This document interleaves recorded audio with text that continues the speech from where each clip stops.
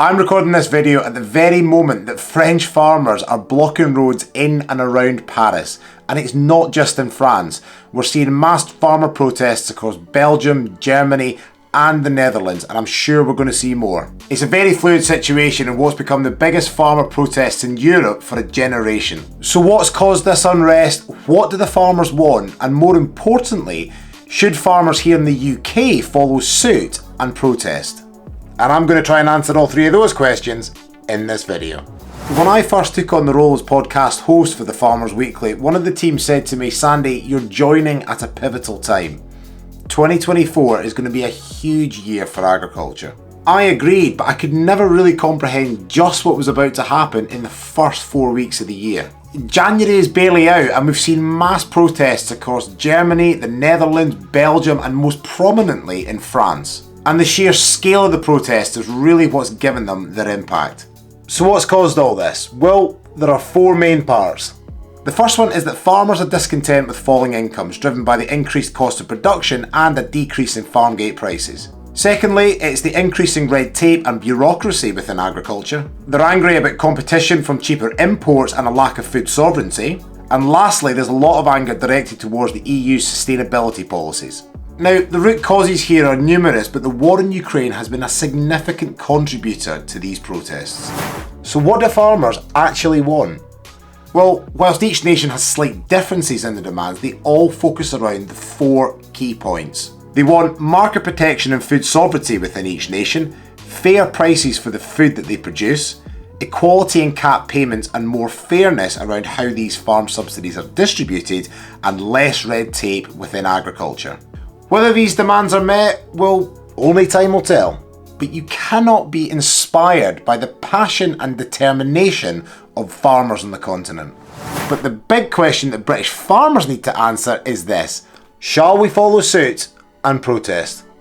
And this is where I think we need to be more careful and calculated. I have to say I feel rather inspired by all the protests on the continent.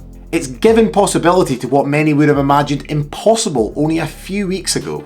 But I don't necessarily think it is right for British farmers to protest, at least not at the minute.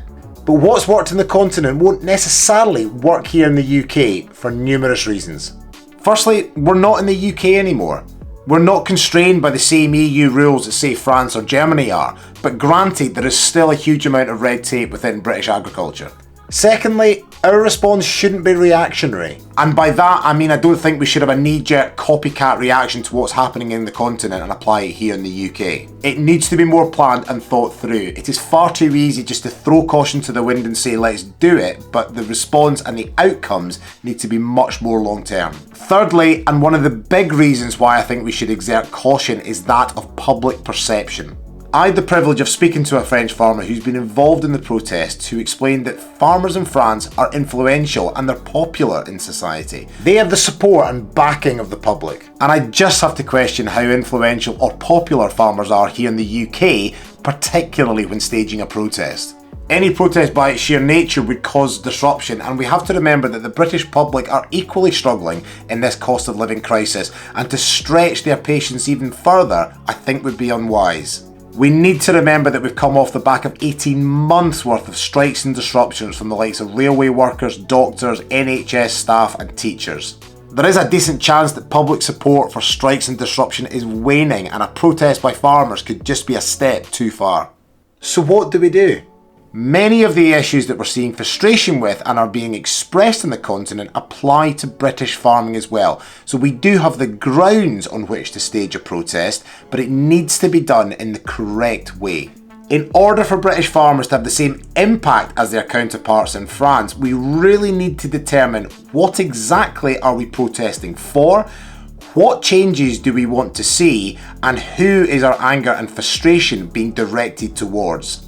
Riverford Organic have done this in a very effective way by gaining signatures through an online petition and then forcing government to talk about it in Parliament. One of the big takeaways that I took away from our conversation with a French farmer was the sense of unity within French agriculture, not just the farmers but also the unions themselves. Absolutely everybody in France was singing off the same hymn sheet, irrespective of your farming background, and I question whether we have that unity here in the UK. Striking whilst the iron is hot can be an effective strategy, but we need sustainable, long-term change for the future of our industry, rather than a one-off PR stunt that's going to fizzle out with no real change. And without a proper plan in place, that risk is just too high.